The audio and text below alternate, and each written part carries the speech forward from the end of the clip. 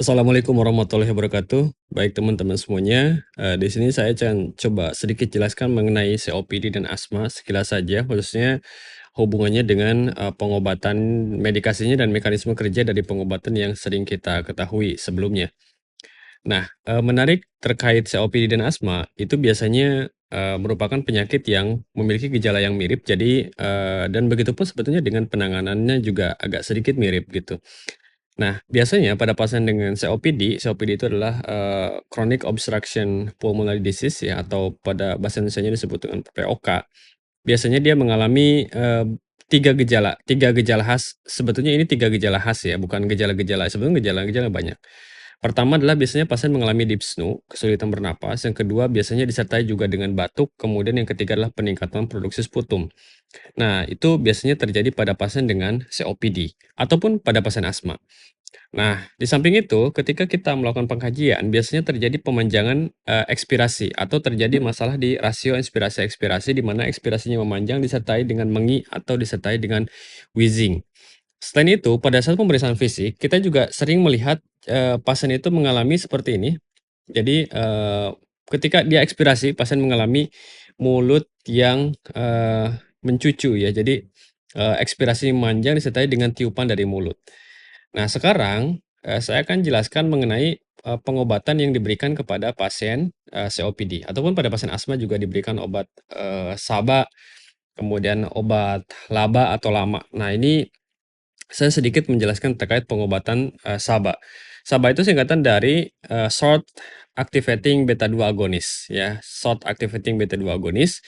Jadi, eee, contohnya adalah salah satu obatnya itu adalah albuterol atau salbutamol. Nah, bagaimana mekanisme kerjanya di dalam tubuh manusia itu sehingga obat salbutamol, albuterol ini bekerja, dan sebagai, bronkodilator gitu ya.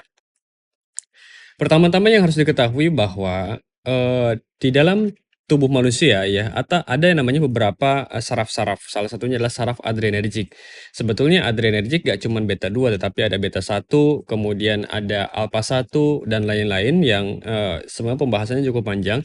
Tetapi di sini saya hanya bahas mengenai yang beta 2 saja karena berhubungan dengan, nama obatnya. SABA atau Short Activating Beta 2 Agonist itu merupakan sebuah obat yang fungsinya mereplikasi hormon katekolamin. Yang lebih tepatnya itulah hormon epi ini atau yang disebut dengan hormon epinefrin. Jadi, SABA yang dia itu, eee, meniru kerja dari epinefrin. Nah, jadi si SABA ini karena dia meniru kerja di epinefrin, maka si SABA ini akan terikat di reseptor yang disebut dengan beta 2 adrenergic receptor. Dia akan mengaktifasi reseptor tersebut. Ketika reseptor ini diaktifasi, maka akan terjadi peningkatan stimulus dari G-stimulus atau GS yang nanti akan merubah guanosin trifosfat menjadi guanosin difosfat. Nah, setelah berubah GTP menjadi GDP, maka GDP tersebut akan, mengaktifkan adenylyl siklase, di mana adenylyl siklase itu akan merubah ATP menjadi siklik AMP.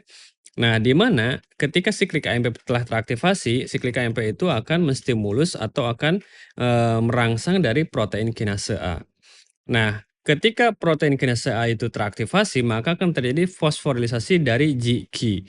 Nah, fosforilisasi itu adalah penambahan satu gugus fosfat yang di mana ketika terjadi aktivasi tersebut, hipotesanya itu adalah sensitivitas kalsium menjadi rendah dan, muatan kalsium yang masuk ke dalam intrasel juga menjadi rendah. Jadi kalsiumnya menjadi turun. Nah, yang kita ketahui ya, peran kalsium itu cukup vital dalam kontraksi otot. Di mana otot-otot itu misalkan contoh salah satunya adalah otot rangka otot jantung, kalsium itu berikatan dengan, troponin C. Nah, sedangkan pada otot polos, di mana bronkus itu merupakan isinya otot polos, kalsium itu tidak berikatan dengan troponin C, tapi kalsium itu berikatan dengan calmodulin. Karena sensitivitas kalsium itu rendah dikarenakan tadi ya ada fosforilisasi ke, GQ itu, maka kalsium dan kalmodulin ikatannya menjadi rendah. Ketika kalsium dan kalmodulin ikatannya menjadi rendah, maka ikatan miosin ke aktin juga akan rendah. Nah, ketika terjadi penurunan aktin miosin, maka otomatis tidak akan terjadi kontraksi dan sebaliknya akan terjadi dilatasi dari otot polos atau otot bronkus. Nah, ketika terjadi dilatasi otot polos, maka akan terjadi dilatasi bronkus gitu ya. Nah, ketika dilatasi bronkus, maka harapannya adalah pemberian obat itu dapat menurunkan diapsu, meningkatkan masukan oksigen, menurunkan keluaran CO2, pH-nya menjadi normal, batuknya menjadi turun. Biasanya pasien dari COPD ya yang atau asma, biasanya pasien mengalami hipoksemia dan hiperkapnia. Jadi, CO2-nya itu diharapkan bisa dikeluarkan supaya pasien tidak hiperkapnia. Kemudian O2-nya juga bisa dinaikkan, karena O2-nya kan agak susah masuk ke dalam, paru-paru pada saat inspirasi. pH-nya normal, kenapa pH-nya normal? Karena, CO2-nya sudah banyak diangkut ke atmosfer. Jadi seperti itu harapannya dan biasanya, pengobatan ini menjadi pengobatan lini pertama dari pengobatan COPD maupun, pengobatan asma. Oke, sekian mungkin penjelasan singkatnya terkait, salbutamol, albuterol, dan, kinerjanya terhadap spasme dan dia sebagai bronkodilator. Terima kasih. Wassalamualaikum warahmatullahi